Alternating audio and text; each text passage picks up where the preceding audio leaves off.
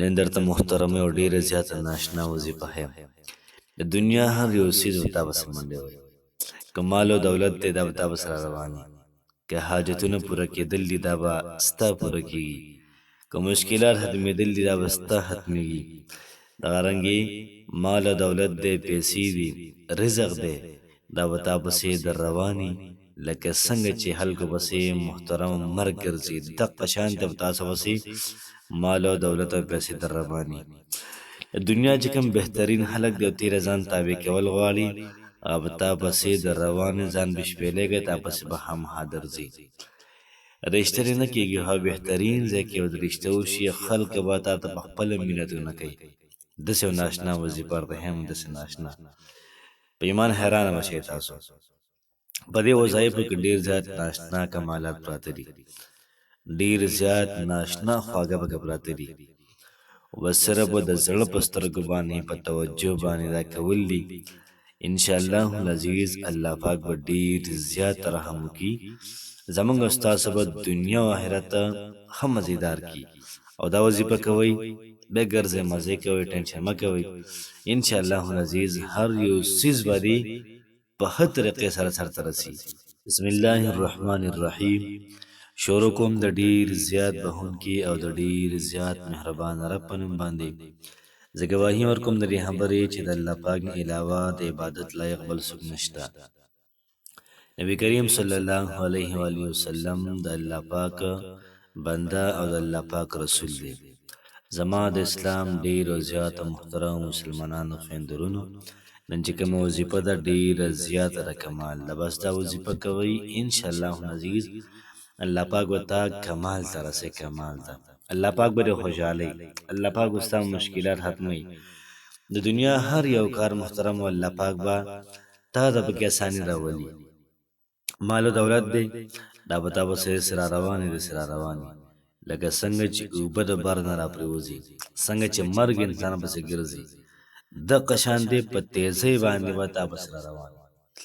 بهترین خلک، ښه خلک، ښایسته خلک دا به ستا خواله محترمو دا به راځي.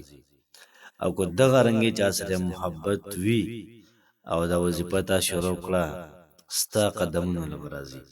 دومره ناشنا وظیفه ده محترمه، دومره کوشش وکړئ د وظیفې استعمال دا ښه وکړئ، مزېدار وکړئ.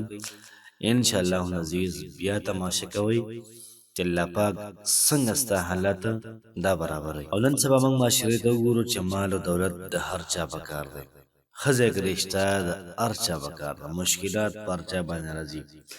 هر سړی دا وایي زما مشکلات دې ختم شي، زما حاجتونه دې پوره شي، مال او دولت او رزق به د الله پاک ډېر زیات راکړي او بهترین او ښه ځای کې الله پاک دې زما رشته وکړي.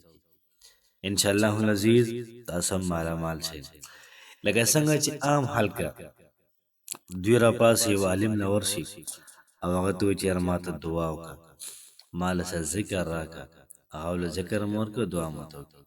دغه شانتې زموږ اکثر علما کرام د نورو علما کرامو له ځي چې یاره حضرت ما له څه دعا راکړه، دعا راته وکړه، ذکر راکړه.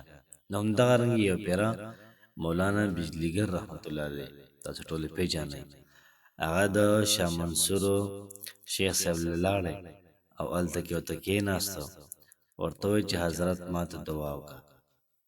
نو هغه ورته ګوري چې یاره دا خو زما نه ډېر زیات لوی علم دی، څه دعا وکړمه؟ هغه ورته وویل ټیک ده دعا به درته وکړم خو یو څیز بل هم درته ښیم، دعا به درته وکړم خو یو څیز بل هم درته ښیم.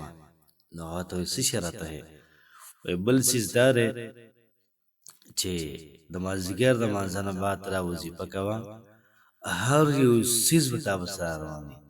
مازدیګر د لمانځه نه بعد یا وهابو یا وهابو دا 500 پیرې وایه، یا وهابو یا وهابو یا وهابو. که څوک 100 پیرې وایي، که څوک 300 پیرې وایي، خو 500 پیرې ټیک دی، 500 پیرې دا ویل پکار دی. یا وهابو یا وهابو یا وهابو. ښه په طریقه باندې، ښه په قلاره قلاره باندې دا وایه، هر یو څیز به ستا خپلو راځي، مال او دولت او ستا خپلو راځي، حاجتونه به ستا پوره کېږي، مشکلات به ستا ختمېږي. د چا لپاره هم دعا کې قبلېږي به نو راځئ نو دغه وظیفه مولانا بجلیګر رحمت الله علیه په خپل ښودلې ده، وایي تاسو کوئ یار، اجازت دی او بالکل عام دی، هر څوک یې دا کولی شي، زنانې هم کولی شي، نارینه هم کولی شي. نو نن به زه تاسو له دوه وظیفې درکوم. یو وظیفه د یا وهابو، تاسو 500 پیرې دا کوئ، او دویم وظیفه لا حول ولا قوة الا بالله، سهار وختي چې کله راپاڅئ، نبی کریم صلی الله علیه و آله وسلم فرمایي الله پاکه زما د امت په سحر کې برکت واچوي. تاسو سهار کې راپاڅئ وختي او ځئ کاروبار له ځئ، دیاړۍ له ځئ، نو سهار وختي کې لا حول ولا قوة الا بالله دا 500 پیرې وایه، او ماښام کې یا وهابو دا 500 پیرې وایه، مازدیګر کې یا وهابو دا 500 پیرې وایه. انشاءالله العزیز بیا تماشه کوه چې الله پاک سره روزګار څنګه روانوي، ستا حاجتونه څنګه پوره کوي، مشکلات څنګه ختموي، په ښه ځای کې رشته څنګه کېږي. صرف تماشه وکړې، هر څه به الله پاک کوي. کوشش به هم ته کې، محنت به هم انشاءالله ته کې، هر څه به برابرېږي. الله پاک مو خوشحاله آباد ساته. السلام علیکم ورحمة الله وبرکاته.